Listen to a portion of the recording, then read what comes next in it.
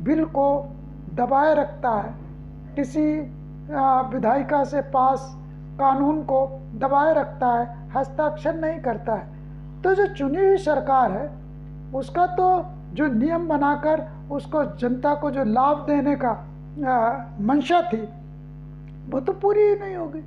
तो ऐसी दशा में आर्टिकल 7 और आर्टिकल 142 दोनों का संयुक्त रूप से प्रयोग करते हुए हमारे चीफ जस्टिस ऑफ इंडिया को ये अधिकार मिल जाता है कि वो राष्ट्रपति के लिए सीमाएं निर्धारित कर सकें, और जब वो राष्ट्रपति के लिए सीमाएं निर्धारित कर सकते हैं तो फिर वो राज्यपालों के लिए भी सीमाएं निर्धारित कर सकते हैं, खास तौर से ऐसे मामलों में जो जनहित से रिलेटेड हों।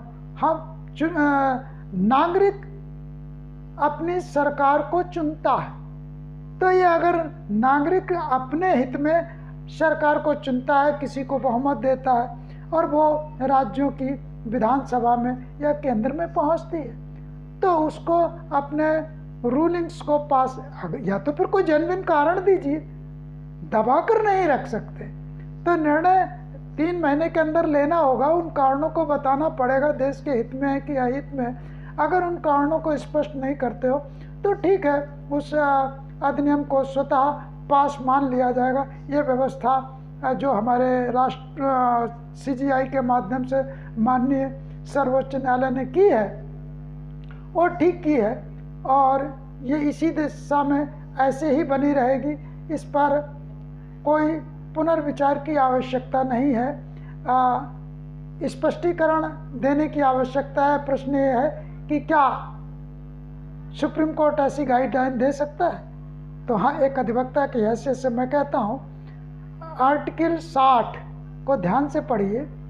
जब वो ओथ लेता है राष्ट्रपति जब शपथ लेता है तो वो संविधान के प्रति बाउंड है, वो एक संविधान के अधीन काम करने वाला व्यक्ति है जिसको जनता के हितों की रक्षा करनी पड़ेगी।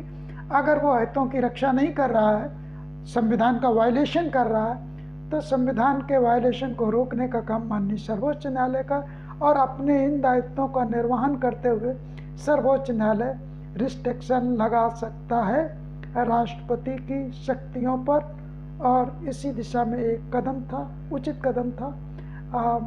इसी के साथ मैं अपनी वाणी को विराम देता हूँ। फिर कोई संवैधानिक विषय होगा तो मैं विधिवत रूप से इसके संदर्भ में समय समय पर आपको अवगत कराता रहूँगा।